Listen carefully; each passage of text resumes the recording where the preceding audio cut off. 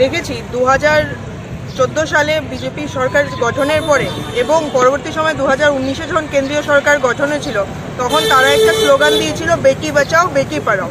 কিন্তু আমরা তাদেরকে জানাতে চাইছি যে এই যে তারা যে স্লোগানটা দিয়েছিল সেটা একটু কারেকশন করা দরকার। আমরা বলতে চাইছি যে বেটি বাঁচাও বিজেপি হাটাও।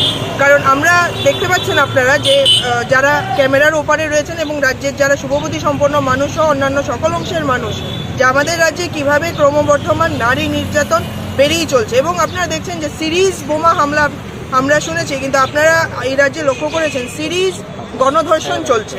আজকে কৈলাসহর, কালকে যোগেন্দ্রনগর, পরশু কুমারঘাট, এরকমভাবে প্রতিনিয়ত কোনো না কোনো জায়গায় গণধর্ষণ চলছে। এবং শুধু তাই নয়, এটা মানে 6 বছরের বাচ্চা থেকে শুরু করে আপ টু মহিলা, বয়স্ক মহিলা পর্যন্ত এই নারী নির্যাতন চলছে।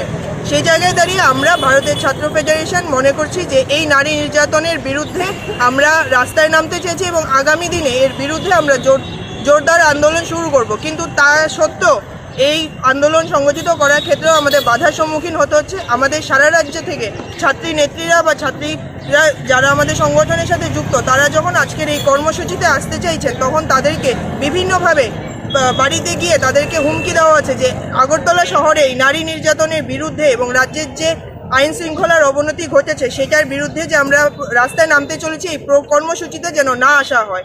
সারা রাজ্যে খোয়াই, আপনারা জানেন খোয়াই, তেলিয়ামোড়া সহ বিভিন্ন সাব ডিভিশনে তারা এই মানে প্রচার তারা চালাচ্ছে যে আগরতলা শহরে যে কর্মসূচিতে যেতে তারা ছাত্রীদের নানাভাবে বাড়ি বাড়ি গিয়ে হুমকি দেওয়ার চেষ্টা করছে। কিন্তু তা সত্ত্বেও আমরা যে ছাত্রীদের নিয়ে আমরা এই রাস্তায় নামতে চলেছি এবং আগামী দিনে এই নারী নির্যাতনের বিরুদ্ধে আমরা আরও বড় আন্দোলন গড়ে তুলব এই আশা এবং প্রত্যাশা রাখছি।